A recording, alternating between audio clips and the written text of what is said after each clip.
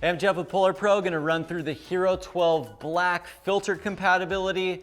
Spoiler alert, all of the Hero11 Black filters are gonna fit on the Hero12 Black, but let's run through the entire line real quick here. So we've got the shutter collection with the ND8, ND16, ND32, and those are just direct replacements right onto the lens here. And that's just gonna allow the camera to shoot at slower shutter speed. So if you're shooting photos, it kind of gives you a blur motion on anything. Like if you're biking, the ground's gonna be blurred a little more.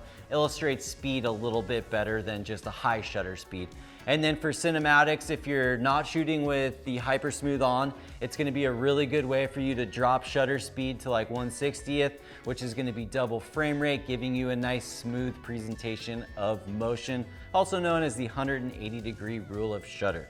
Different ND levels for different levels of sunlight or different times of day. And next up, we've got the FX3 pack, which has the mist filter in it. And this is just gonna add diffusion to your camera. It's a quarter strength diffusion. It's gonna bloom highlights and give you kind of a filmic, dreamy look.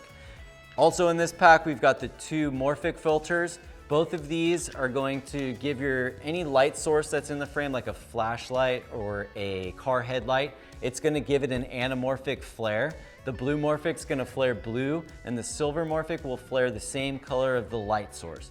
Now it's best to shoot this one in linear mode, so the line's gonna be nice and flat and horizontal.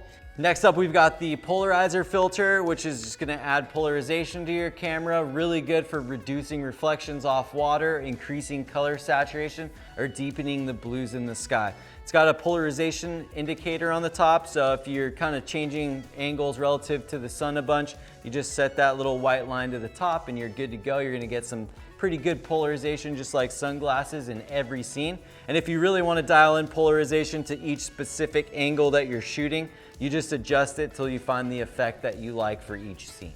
And then we've got the 50/50 dome, which is also going to be compatible with the Hero12 Black. You just pop that bad boy in there, and this allows you to shoot over/under images. So you kind of throw the water line right here, and you can see above and below the water, it pushes it out, kind of giving you a really cool over/under effect.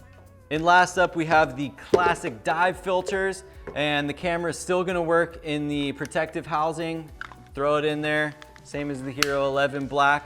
And then we've got the filters that just slide right over on top of the camera there. And these filters color compensate as you go lower. We've got 3 different colors. We've got a snorkel, which is kind of like a lighter red, and that's for depths from like 2 feet down to 15 feet. And then as you go lower, you're starting to lose more colors in the spectrum. So you got to go a little bit darker red to compensate even more. So anything below like 15 feet, you throw that red filter on there and it's going to give you beautiful, vibrant colors from that 15 down to about 75 feet if you've got really clear water. And then we have the magenta filter, which is going to be used for shooting in green water. And this is going to work from like 2 feet all the way down to 60. So that's the lineup for the Hero12 Black camera. If you have any questions, shoot us an email. I'm Jeff. I'll see you on the next one.